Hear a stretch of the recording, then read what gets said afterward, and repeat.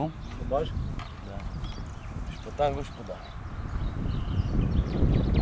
Dacă să dai și eu, să dai eu și pe ei.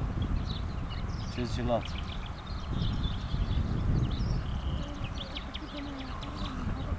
Trebuie să încercăm o chestie astăzi.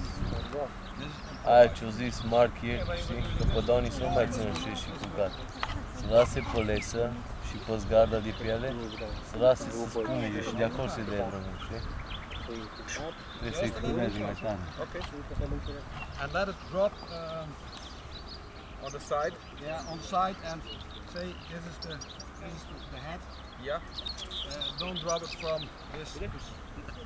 50 centimeters. Yeah. Okay. Okay. Mergi din față. Straight on the left. Mergi din față. Yeah, that's good. That's good. Mergi un pic mai lateral. Okay. Mai lateral.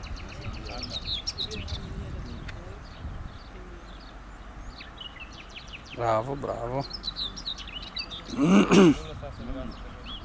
Bă, voi vedeți ce tehnici ușoare Și asta discutam acum. și ce bine prinde cu mine. Și să-mi bat piciorul, niciun câine, și Downy, și ăsta vostru, și toți care ai făcut prima dată.